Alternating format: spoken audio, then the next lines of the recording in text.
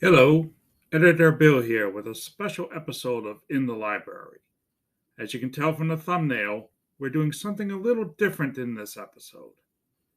A few days ago, Bill and I met up with some friends and we watched the new Weird Al Yankovic movie, Weird, the Al Yankovic Story. Today, I'll give my review, so let's get started.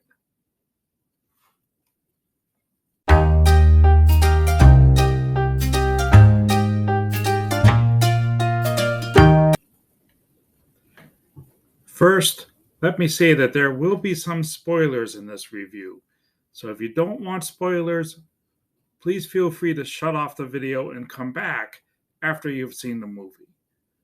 However, I will try to keep the spoilers to a minimum. All right, with that out of the way, let me not bury the lead. This is a great film. It is low budget and made for a small streaming service. It is well acted, written, and the production values are top notch, both in the sets, the costumes, the animation, everything.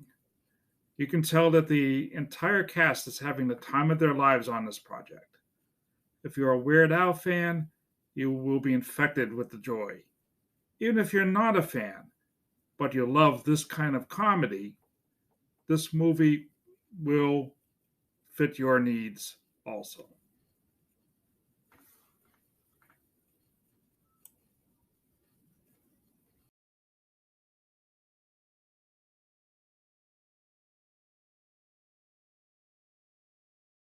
Start by taking a moment to speak about the main cast. First, Daniel Radcliffe as Weird Al. When the casting was announced, people didn't like this choice. A short ish Englishman actor, Harry Potter himself, no less, playing a tall American musician. But I think that's the genius of it. Radcliffe does a great job in the title role. He even learned the accordion parts of the songs he plays in the film and grew an Al mustache. Radcliffe is fantastic. In fact, in a recent interview with Al that I saw, he says in no uncertain terms that Daniel Radcliffe was the first choice for this role. Next, Evan Rachel Wood as Madonna. Wood looks and sounds exactly like Madonna of the 1980s. The chemistry between she and Radcliffe is spot on, and you can actually buy their character's relationship. More on that later. The last main character is the man who put Yankovic on the map, Dr. Demento, as portrayed by Rainn Wilson, who is best known as Dwight Schrute from The Office. Demento is the DJ who essentially discovered Yankovic, and now that I've seen the film, I cannot picture anyone but Wilson playing the character. The rest of the cast is a who's who of actors and comedians, from Patton Oswalt as a concert heckler to Conan O'Brien as Andy Warhol. Yankovic himself plays Tony Scotti, a record label exec.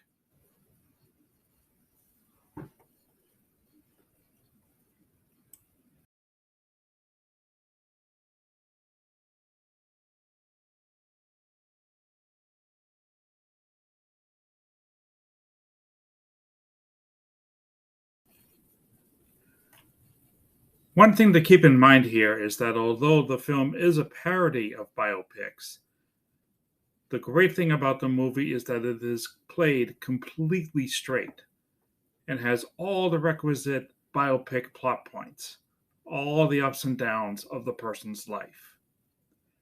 As you would expect, the film starts with Al as a young child at home with his parents, a loving mom, except for one line which you have to hear for yourself, and a somewhat abusive dad.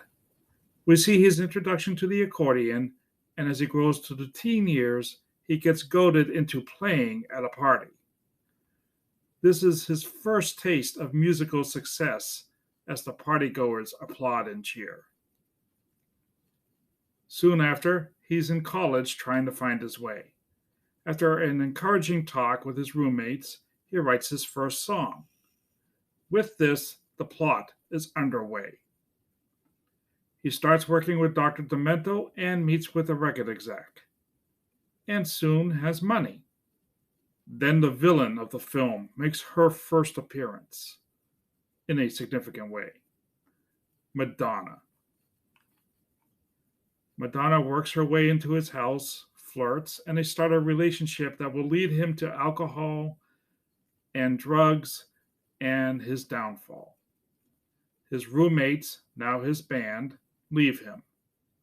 His parents have already disowned him, and Dr. Demento leaves him too.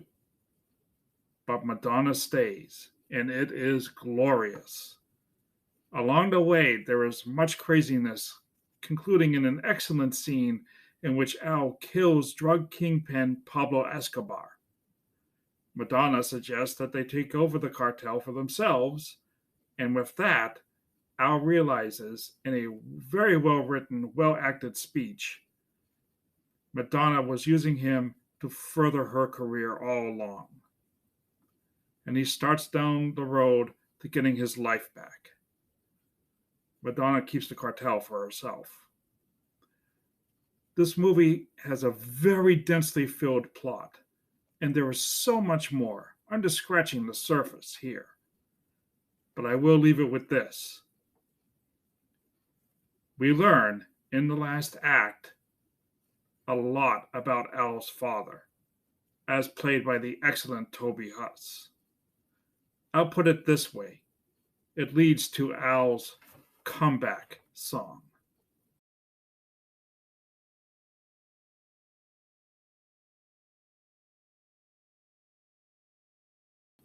Just a quick note on the music.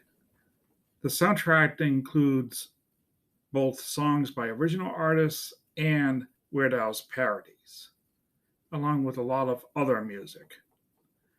The end credit track is particularly of interest. It is a great original song by Weird Al that parodies end credit songs, and even includes a line pleading for the movie to be in theaters just long enough to qualify for Oscar consideration.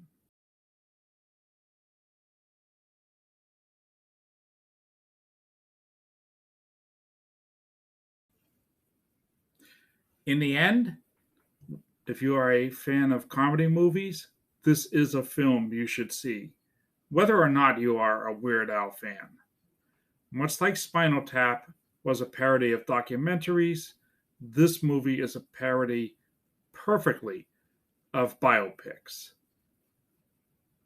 The acting from the all-star cast is excellent, and the music is great. Go see this film. And let me end with a quick message to Roku. In my opinion, you made a big mistake not putting this movie in theaters. While I have confidence in predicting Emmy nominations, if not wins, Oscar nominations would surely be in the cards if you had done what Al asked. This was a big missed opportunity. That's it for today.